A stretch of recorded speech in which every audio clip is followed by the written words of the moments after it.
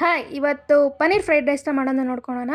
ಒಂದು ಕಡೆಗೆ ತುಪ್ಪ ಮತ್ತು ಎಣ್ಣೆನ ಹಾಕ್ಕೊಂಡು ಕಟ್ ಮಾಡಿರೋವಂಥ ಪನ್ನೀರನ್ನ ಹಾಕ್ತಾಯಿನಿ. ಹಾಕಿ ಅದ್ರ ಮೇಲೆ ಗರಂ ಮಸಾಲ ಮತ್ತು ಪೆಪ್ಪರ್ ಪೌಡರ್ನ ಹಾಕಿ ನಾನು ಇದನ್ನು ಪನ್ನೀರನ್ನ ಫ್ರೈ ಮಾಡ್ಕೊತಾಯಿನಿ. ಒಂದು ಸ್ವಲ್ಪ ರುಚಿಗೆ ಬೇಕಾಗಿರೋಷ್ಟು ಉಪ್ಪನ್ನ ಕೂಡ ಆ್ಯಡ್ ಮಾಡ್ಕೋಬೋದು ನಾವು. ಇದನ್ನು ಆ್ಯಡ್ ಮಾಡ್ಕೊತಾ ಇರ್ಬೇಕಾದ್ರೆ ಅದು ಕ್ರಿಸ್ಪಿಯಾಗಿರಲಿ ಮತ್ತು ಚೆನ್ನಾಗಿ ಬೇಯಲಿ ಅನ್ನೋ ಟೇಸ್ಟ್ ಚೆನ್ನಾಗಿ ಸಿಗಲಿ ಅನ್ನೋ ಕಾರಣಕ್ಕೆ ನಾವು ಈ ರೀತಿ ಪನ್ನೀರನ್ನ ಮಾಡಿ ಇಟ್ಕೊತಾ ಇದ್ದೀವಿ. ಆಮೇಲೆ ಅದೇ ಕಡೆಗೆ ಒಂದು ಸ್ವಲ್ಪ ಎಣ್ಣೆ ಹಾಕ್ಕೊಂಡು ಸಾಸಿವೆ ಹಾಕಿ ಮತ್ತು ಕರ್ಬೇವಿನ ಸೊಪ್ಪನ್ನ ಹಾಕಬೇಕು. ಹಾಕಿದ್ದಾದಮೇಲೆ ಅದು ಚಟಪಟ ಅಂತ ಸಿಡಿತಾ ಇರಬೇಕಾದ್ರೆ ನಾವು ಈರುಳ್ಳಿ ಮತ್ತು ಕ್ಯಾರೆಟು, ಕ್ಯಾಪ್ಸಿಕಮ್ಮು ಮತ್ತು ನವಿಲುಕೋಸು ಇರೋವಂಥ ತರಕಾರಿಗಳ್ನ ನಾನು ಆ್ಯಡ್ ಮಾಡ್ಕೊತಾ ಇದೀನಿ. ಇದನ್ನು ಆ್ಯಡ್ ಮಾಡಿ ಅದನ್ನು ಸ್ವಲ್ಪ ಬೇಯೋವರೆಗೂ ಬಿಡ್ತೀನಿ. ಅದನ್ನು ಇವಾಗ ತಿರುಗಿಸ್ಕೊತಾ ಇದೀನಿ. ತಿರುಗಿಸ್ಕೊಂಡಿದ್ದಾದಮೇಲೆ ಒಂದು ಸ್ವಲ್ಪ ಹೊತ್ತು ಬಿಡ್ತೀನಿ. ಬಿಟ್ಟು ನನ್ನ ಹತ್ರ ಬಟಾಣಿ ಕಾಳುಗಳಿದ್ದಾವೆ.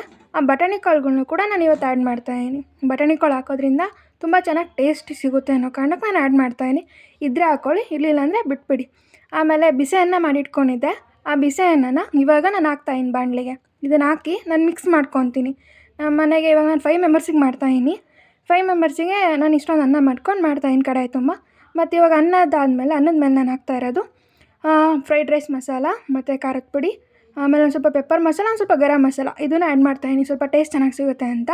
ಆಮೇಲೆ ಉಪ್ಪನ್ನೂ ಆ್ಯಡ್ ಮಾಡಿ ಫ್ರೈ ಮಾಡ್ಕೊಂಡಿರೋಂಥ ಪನ್ನೀರನ್ನ ಹಾಕಿ ಮಾಡಿದ್ರೆ ಫ್ರೈಡ್ ರೈಸ್ ರೆಡಿ.